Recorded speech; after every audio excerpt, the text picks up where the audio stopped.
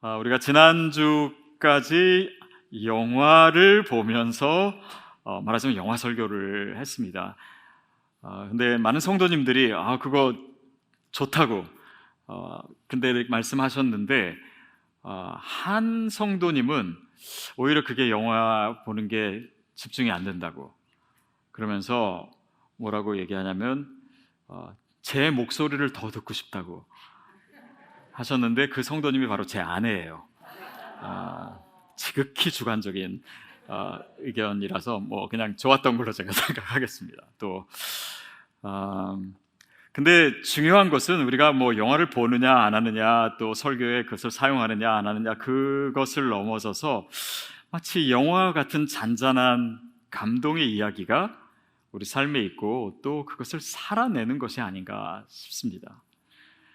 특별히 요즘 이렇게 어려운 시기를 보내면서 우리의 삶 속에 그런 하나님의 이야기들이 있고 또 가슴 따뜻한 이야기들이 있고 그런 삶을 우리가 추구하고 또 크리스찬들이 마땅히 살아야 되는 그런 삶의 모습이 아닌가도 싶은데요.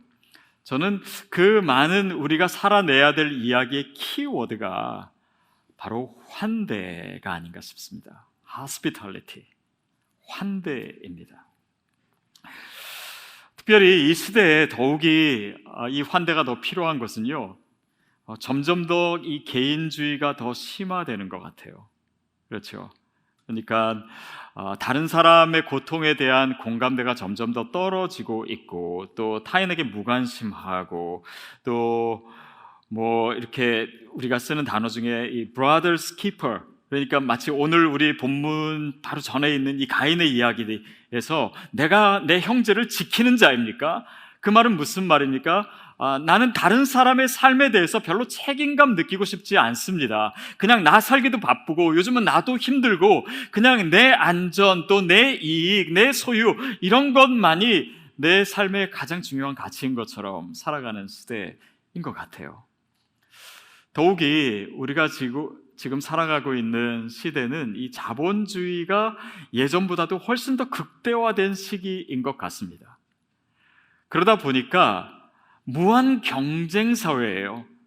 그러니까 타인이, 다른 사람이 뭔가 함께 어우러져서 서로 돕고 살아야 될 사람이기보다는 내 경쟁자고 내가 넘어서야 될 사람이고 또 나의 장애물이 될 수 있는 그런 존재로 여겨지는, 그것이 단지 개인적인 것뿐만 아니라 시대적 분위기가 되어가는 그런 시대를 우리가 살고 있습니다. 그러다 보니까 인격적인 관계가 점점 더 사라지고 있죠. 또한 우리가 팬데믹을 지내면서는 더욱더 그렇습니다. 경계심이 좀 더 많아지고 또 사람들과 함께 모이고 어울리는 것 그 자체가 두려움의 이유가 될 수도 있고, 그러다 보니까 사람들이 더 공격적이 되고, 그것은 단지 육체적으로만 위험할 뿐만 아니라 심리적으로도 관계적으로도 경제적으로도 또 정치적으로도 많은 위험 요소들이 있고, 그 가운데 사람들은 점점 더 소외되어져 가고 외로워집니다. 사람 간의 접촉도 많이 줄어들고요. 집에 가족들이랑 같이 있어도 그냥 다들 자기 셀폰 보고 있고, 그러니까 함께 있어도 함께 있는 것 같지가 않고, 심지어는 저희 집에서는요, 저 방에 있는 아이들 부를 때 전화하게 되더라고요. 그러니까는 이 접촉이 예전보다 더 줄어든 것이 사실인 것 같아요. 사람들이 점점 게을러져서 그렇고 또 편해져서도 그렇고, 오가는 문자는 더 많아지는데 사람들은 더 외로워지는 그런 시대를 살고 있습니다. 그럴수록 이 시대에 결핍된 것이 뭐냐면 환대입니다. 더욱이 크리스천인 우리에게 있어서는 그것이 더욱더 중요하고 또 책임이고, 또 이 시대에 우리가 어떻게 해야 될지, 교회가 어떻게 해야 될지 더 고민하게 돼서 금년의 표어를 우리가 뭐라고 지었냐면 환대의 기적으로 지었습니다. 그래서 이번 설교 시리즈도 환대의 기적이라고 하는 제목을 달았어요. 저와 여러분에게 그 환대의 영성이 다시 살아나게 되기를 축복합니다. 또 우리 교회가 이 우울하고 또 소외되고 어려운 시기에 진정한 환대의 영성을 드러내는 공동체 되기를 바랍니다. 또 그렇게 될 줄로 믿습니다. 환대라고 하는 것은 사실 그 사전적인 의미는 그냥 낯선 사람에게 또 손님이나 객에게 대접 잘하는 것입니다. 근데 그 의미가 사실 그렇게 단순하진 않아요. 환대에 대해서 제가 조금 더 이렇게 찾아볼수록요, 이 환대를 어느 분야에 적용하느냐에 따라서 그 의미가 달라지고, 특별히 낯선 사람, 손님, 이런 우리가 환대를 해야 될 대상들을 크게 얘기해서 타자라고 하는데요. 그 타자라고 하는 개념이 굉장히 복잡하고 거기에 정치적 의미가 들어가 있고, 그래서 마치 제가 이렇게 벌집을 걷는 것처럼 이 환대라고 하는 개념이 너무 어려운 개념처럼 사람들은 인식하게 되고 또 복잡하더라고요. 근데 사실 우리 크리스찬에게 있어서는 그것이 그렇게 복잡할 수도 없고 복잡하지도 않습니다. 왜냐하면 성경에 나타난 하나님이 곧 환대의 하나님이시기 때문이에요. 그래서 우리가 말씀으로 다시 돌아가며 그 하나님이 어떤 하나님을 알면 알수록 또 우리에게 이 환대의 영성이 다시 되살아나게 될 줄로 믿습니다. 그래서 이 환대는요, 신구약에 굉장히 크리스찬들에게, 하나님을 믿는 사람들에게 중요한 의무로 제시가 돼요. 또 그 환대를 통해서 우리가 하나님을 만날 수 있다, 그 길을 우리에게 보여주기도 합니다. 그래서 지난주에 우리가 CD의 사랑 나눔 해서 여러분이 이웃을 찾아가셨잖아요. 결국 이 환대라고 하는 것은요, 그냥 앉아서 기다리는 것이 아닙니다. 우리가 먼저 하나님의 환대를 받은 존재이기 때문에 우리가 그들에게 다가가는 것입니다. 낯선 자들에게, 소외되어 있는 자들에게, 외로운 자들에게, 슬픔 가운데 있는 자들에게 먼저 다가가서 우리의 말로가 아니라 우리의 삶으로 그들을 맞아들이는 거예요. 다시 말하면 우리 안에, 우리의 삶 안에 그들의 공간을 마련하는 것입니다. 이 타자를 맞아들일 수 있는 그 공간을 마련하는 것, 그것이 환대이고, 또 그것을 우리가 어떻게 살아낼 것인가, 또 성경 안에서 어떤 영적 의미들을 찾아낼 것인가, 그것이 오늘 우리에게 또 특별히 금년에 주어진 숙제인 것 같아요. 먼저 하나님은 환대의 하나님이십니다. 우리가 자칫하면 이 하나님을 잊거나 또 왜곡할 수도 있어요. 그러나 성경에 나타난 모든 하나님의 이야기들은 사실 그 환대의 하나님을 보여주고 있습니다. 저희 아들이 되게 어렸을 때입니다. 하루는 이제 같이 밥을 먹는데 얘가 기도를 깜빡 안 한 것 같아요. 그래서 제가 그냥 물었습니다. 너 기도했니? 그랬더니 얘가 갑자기 겁에 질린 표정을 짓더니 했어요 라고 거짓말을 하는 거예요. 그러더니 이제 아무래도 좀 속이 캥기는지 속으로 했어요 그러더라고요. 근데 아마 제 생각엔 속으로도 분명히 안 한 것 같아요. 근데 제 마음에 걸렸던 건 뭐냐면, 이 아이가 그냥 안 했다 그래도 되고 기도 한번 빼먹을 수도 있고 그냥 아빠에게는 그것이 큰 문제는 아닌데, 마치 이 목사 아빠가 내가 기도를 빼먹으면 혼낼 것처럼 그렇게 생각했던 게 제가 좀 마음에 부담이 되더라고요. 제가 그런 아빠 아닌 것처럼 우리 하나님은요, 늘 우리가 뭘 잘못하나 째려보시고 지적하고 그리고 벌 주시는 그런 하나님이 아닙니다. 근데 우리가 성경을 읽으면서도요, 그 하나님을 잘 못 느낄 때가 있어요. 예를 들면 우리가 창세기를 읽으면서도 하나님이 정말 이 천지를 창조하신 그 절대적 능력을 가지신 하나님이시고, 또 보니까는 아담과 하와가 죄 지었을 때 그냥 가차없이 에덴 동산에서 쫓아내시는 그런 하나님이시고, 또 사람들이 죄를 지으니까 이거 안 되겠다, 세상을 다 쓸어버려야 되겠다 해서 홍수로 세상을 멸망시킨 그런 하나님으로 자칫 우리가 이해할 수가 있잖아요. 그런데 성경을 자세히 볼수록 또 그 하나님에 대해서 우리가 더 깊이 이해할수록 사실은 그 안에 이 환대의 하나님을 느낄 수 있는 내용들이 참 많습니다. 예를 들면 천지를 창조하실 때 빛이 있으라, 무엇이 있으라, 이렇게 하나님께서 말씀으로 창조하셨잖아요. 그것은 그 표현을 보면요, 히브리어 단어 중에 이렇게 무엇이 있어라라고 표현할 때 주로 쓰이는 단어가 해여라고 하는 히브리어 또는 여희라고 하는 단어가 있습니다. 근데 해여라고 하는 단어는요, 그야말로 좀 명령어예요. 그래서 빛이 있으라 마치 좀 강압적인 어조로 얘기하는 것 같은데 사실 히브리어에서는 이 해여가 쓰인 것이 아니라 여희가 쓰였어요. 이것은 요청하는 의미입니다. 되게 따뜻한 언어예요. 권유형, 청유형입니다.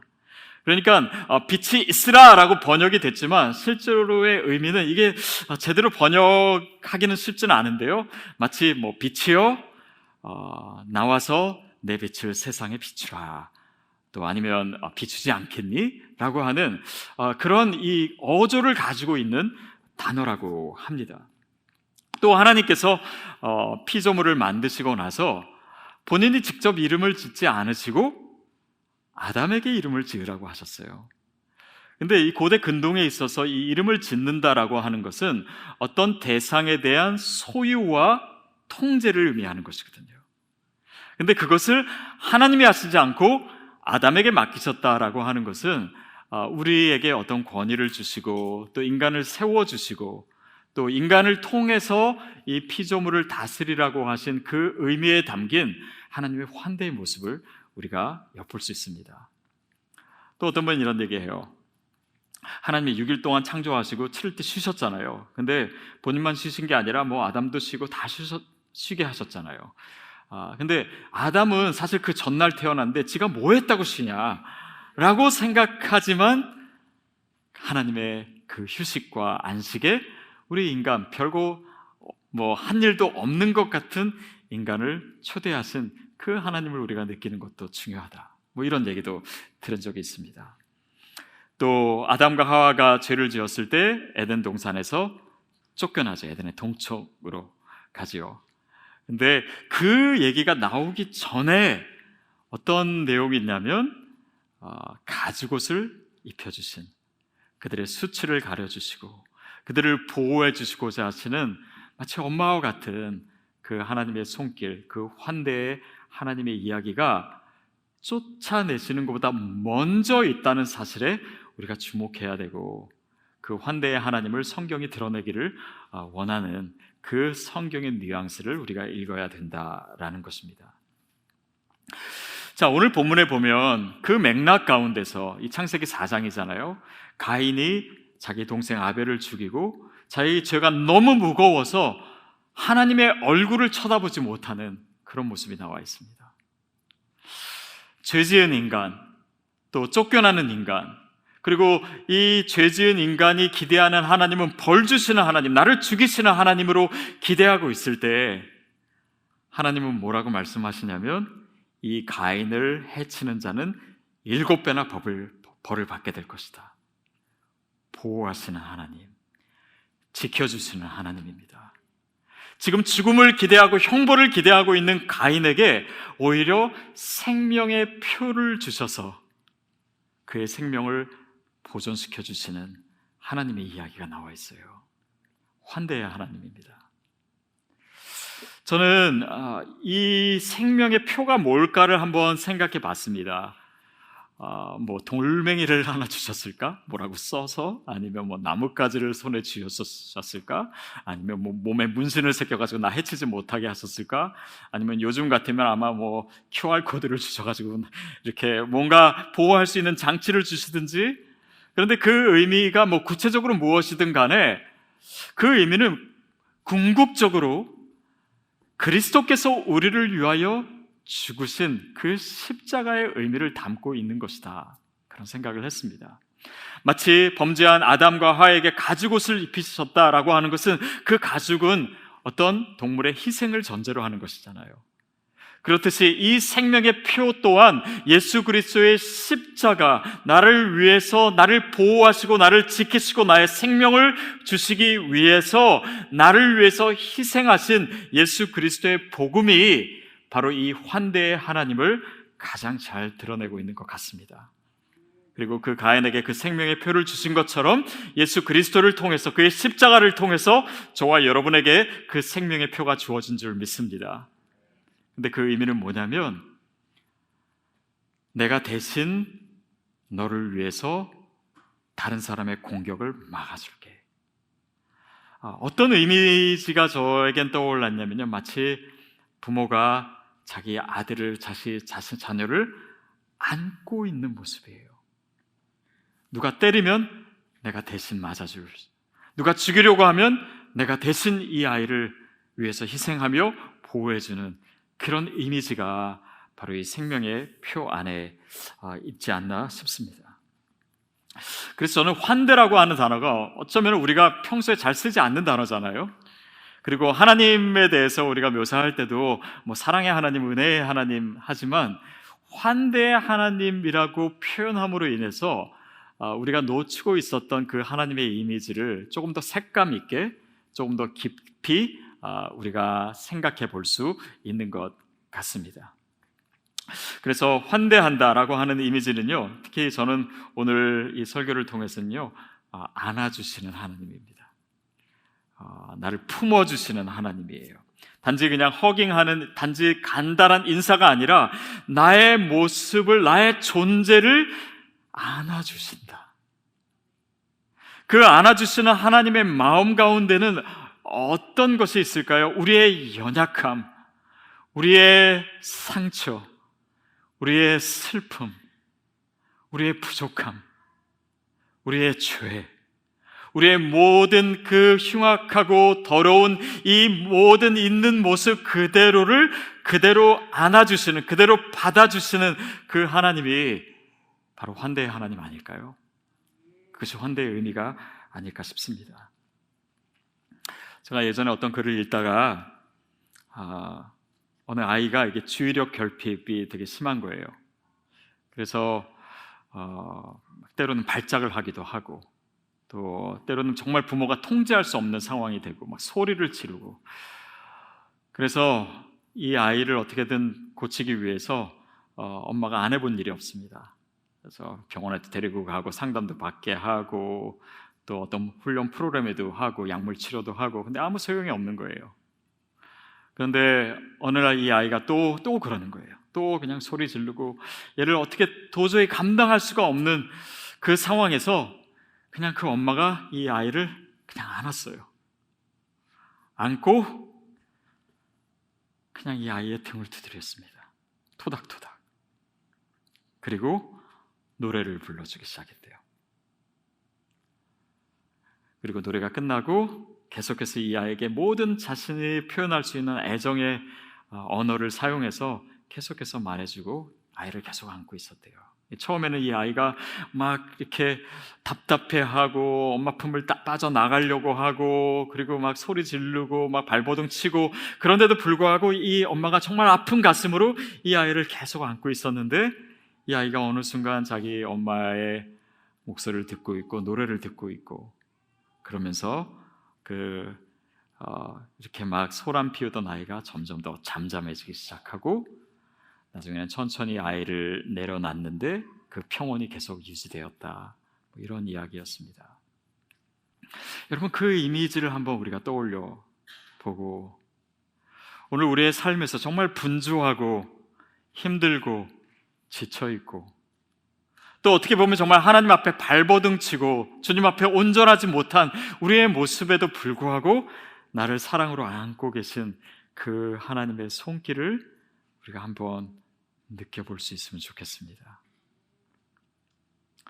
어떻게 보면 지난 한 해 동안 여러분 얼마나 열심히 달려오셨어요? 그리고 우리 삶의 자리에서 정말 치열하게 살아오고, 또 가족을 위해서 정말 헌신하고, 또 그러기 위해서 정말 이런 사람 저런 사람에게 치이고, 그런 여러분에게 하나님께서 안아주시고 수고했다고 등을 토닥토닥 거려주시고 위로해 주시는 그 하나님의 손길을 느끼는 것입니다. 집에서 살림하랴, 이 살림이라고 하는 것이 정말 끝이 없지 않습니까? 또 아이들 라이드하고 아이들 공부시키고 애 속썩이고 수고했다고 하나님께서 여러분을 안아주시고 격려해 주시는 그 음성을 듣는 거예요. 지난 한 해 동안 정말 여러 가지 일들이 있었고 가슴 아픈 일도 있고 놀란 일도 있고 힘든 일도 참 많았습니다. 근데 하나님께서 여러분을 안아주시길 원하세요.